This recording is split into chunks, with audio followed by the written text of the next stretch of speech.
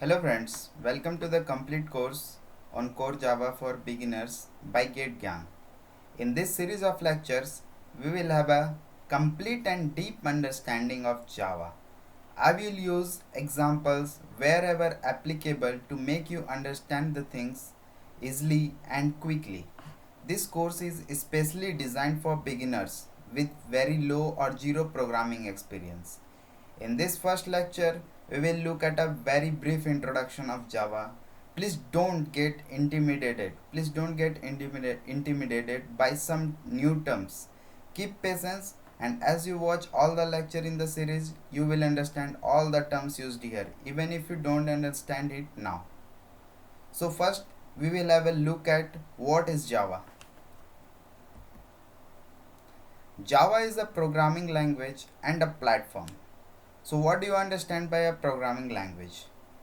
A programming language is a vocabulary and set of grammatical rules for instructing a computer to do specific tasks. So programming language is a collection of vocabulary and set of grammatical rules for instructing a computer to do specific tasks. And what do you mean by a platform? So, any hardware or software environment in which a program runs is known as a platform.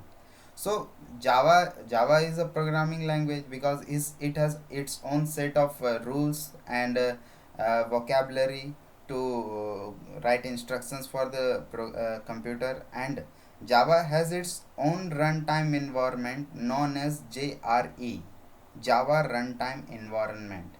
I will talk about JRE, JDK, and all these stuffs in upcoming lectures.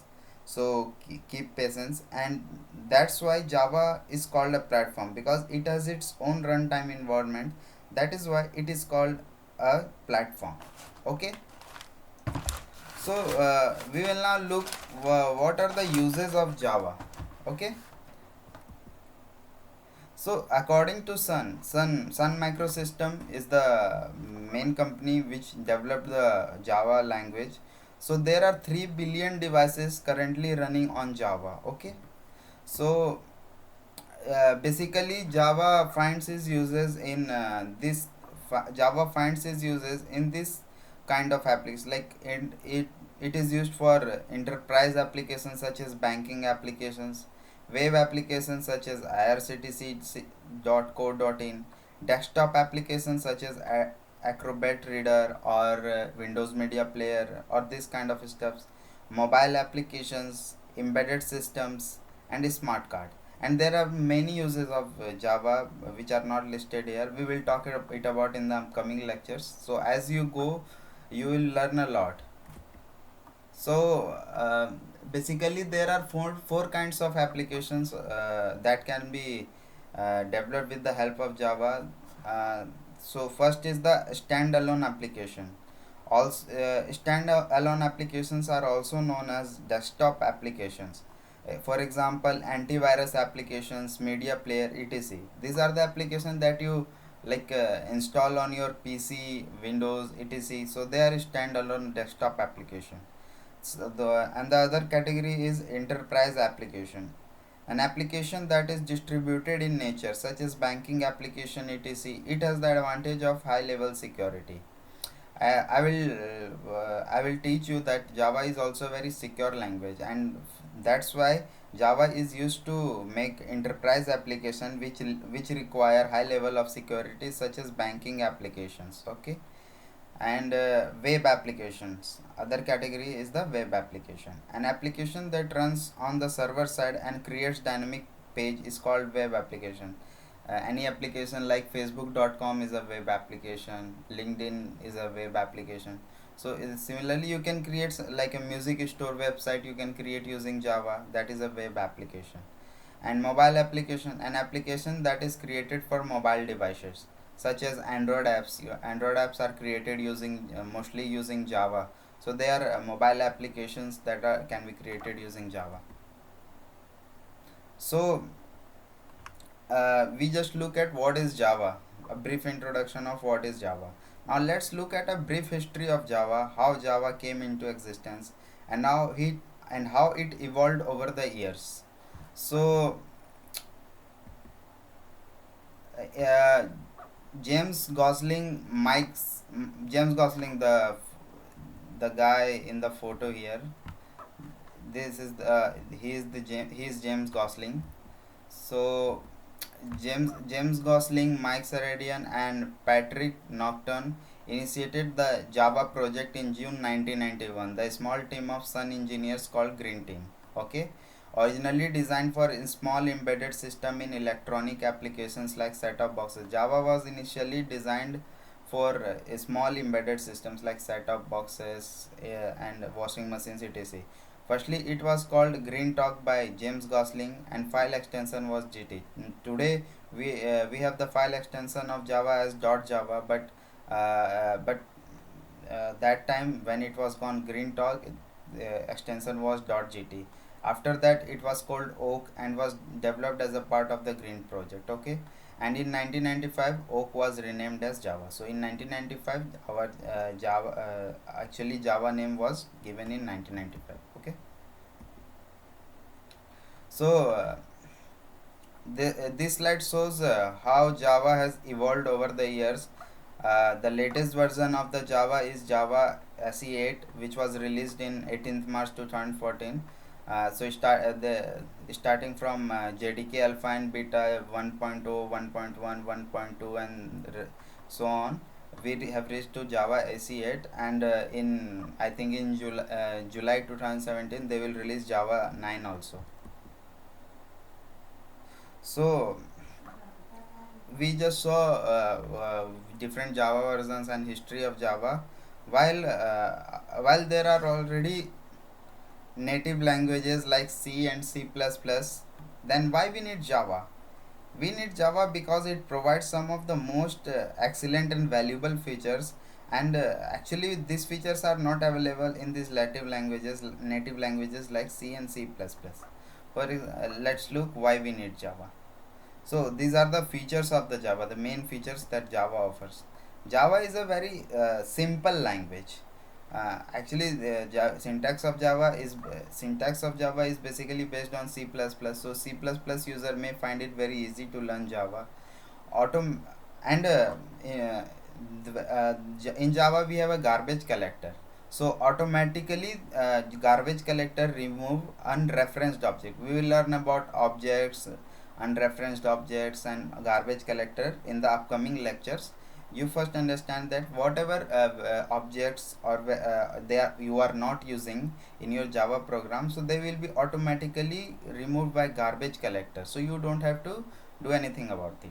So and well, there were many confusing parts in native languages like explicit pointers and operator overloading, and these features are completely removed from Java. Okay. Java is object oriented. It is one of the very main features of the Java. A Java based software is organized as a combination of different types of objects that incorporates both data and behavior.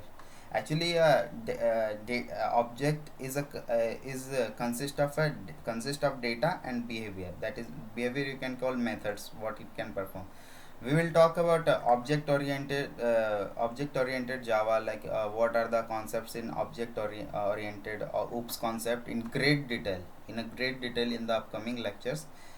You understand that Java is a object oriented language, and its software is a combination of different type of objects which consist of data and behavior. Okay. And platform independent. Java is a platform independent. It is one of the most powerful feature that is provided by Java. So when you in order to install Java in your system, you have to install JDK, Java Development Kit. I will talk about it in the upcoming lectures. When you install JDK software on your system, then automatically JVM is installed in your system.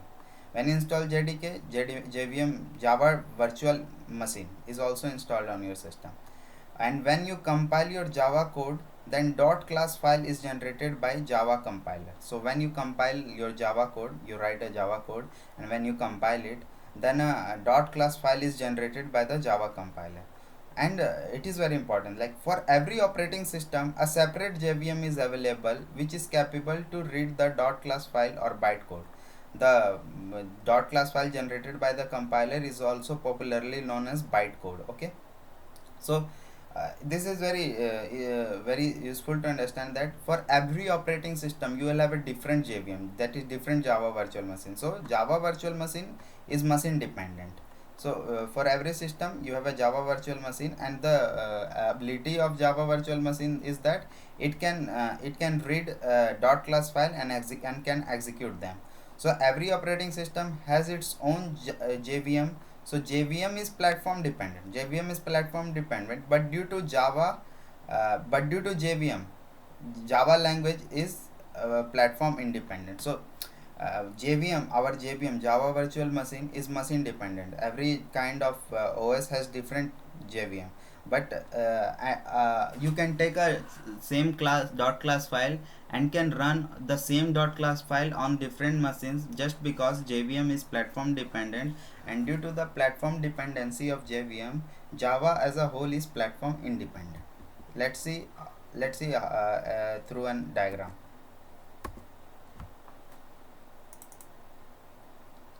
So here you can see is that we wrote a Java code, and then using that Java code we generated a dot class file, that is a dot class file, and then we can run this dot class file in Windows machine, Linux machine, and Mac machine.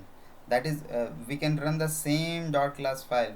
Don't have to generate different dot class file for different type of operating system, which is the case for native languages like C and C++. So we can run the same dot class file in different machine. How it is possible is that Windows machine has its own JVM, which is installed when you install the JDK in Windows machine. Same for Linux JVM, Mac JVM.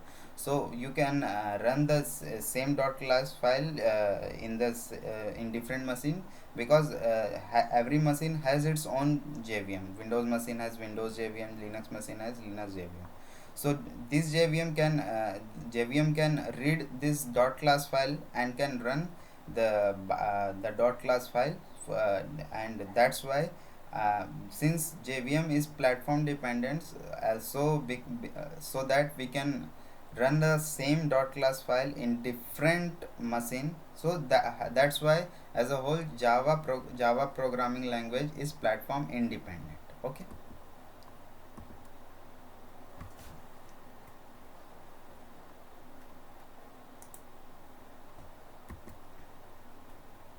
so another feature is that Java is secured. Java is secured because of the following features. Java program runs inside a virtual machine. It uses its own runtime environment. As I explained you earlier, Java bytecode runs inside a virtual machine, which is called Java Virtual Machine, and it uses its own runtime environment, Java runtime environment. That's why it is called a platform. So since it runs inside its own runtime environment, that's why Java is very secured, and there is no explicit pointer in Java. We know that due to pointer there are memory leaks and some other kinds of security problems. So because of that, the some people did not include explicit pointer in Java. That's why due to this reason Java is secured. And class loader in Java separates the package of the local file system from that those are imported from network sources. So there is different package for the local file system, and there is a different package for the files that are coming from the network sources. Due to this, Java is very secure. And bytecode verification in Java checks code which can violate access rights to object. So there is a bytecode verification in Java. We will talk about it in the upcoming lectures when we talk about JVM architecture. When we talk about JVM architecture, we will talk about it. So bytecode verification in Java ensures that there is no code in the program which can violate the access right to objects. Okay. Robust. What do you mean by robust? Robust means strong. So Java uses strong memory management. So Java and Java memory management is Java is very strong. We have already seen how it uses garbage collector for automatic removal of unreferenced objects, and lack of pointers avoid security problems in Java. We have already seen it. Automatic garbage collection in Java, and accept there is a concept of exception handling in Java which is very useful, and we will talk about it in the upcoming lectures. Architecture neutrality. In C programming, int data type, for example, int data type occupies 2 bytes of memory for 32-bit architecture and 4 bytes of memory for 64-bit architecture. So the data type, size of the data type in C programming or C++ programming language depends upon the architecture, but in Java it occupies 4 bytes of memory for both 32 and 64-bit architecture. What it means is that there is no implementation dependent features in Java. So features of Java or characteristics are not dependent upon the machine one which you are running the Java code. It is independent, so it is same for all the machines. Portable. A Java bytecode can be run on any platform. This is achieved due to JVM. As we already talked about it, you can take a dot class file and can run it on any system, any kind of platform, whether it will be Windows, Linux. So Java code is very portable, and this is achieved due to JVM, Java Virtual Machine. We have already seen it. Distributed. We can create distributed applications in Java. We have already seen that we can create enterprise level application, that is banking application, which are distributed applications using Java. So it is one of the features which is used to create enterprise application. It is very useful. And multi-threaded, it is one of the most useful concept in Java. A thread is like a separate program executing concurrently. A thread is like two programs running concurrently uh, within the system, and we can write Java program that deal with many tasks at once by defining multiple threads. There is a concept of threads in Java, and using that concept you can write Java program that deal with many tasks at once by defining multiple threads. Threads are important for multimedia web application. So while creating web application, multimedia application, thread will be very important, and we will discuss about multi-threading in greater detail in upcoming lectures. So friends, that was a brief overview of Java. I repeat once again, please don't get intimidated by these new terms. We will cover every term in great detail in upcoming lectures. If you want to download these slides, I have attached the link in the description section. Please feel free to ask if you have any doubts in the comment section. I would love to answer them, and please don't forget to leave your feedbacks. Please like and share this video, and please subscribe to my channel if you don't want to miss any upcoming tutorial. Thanks for watching this video.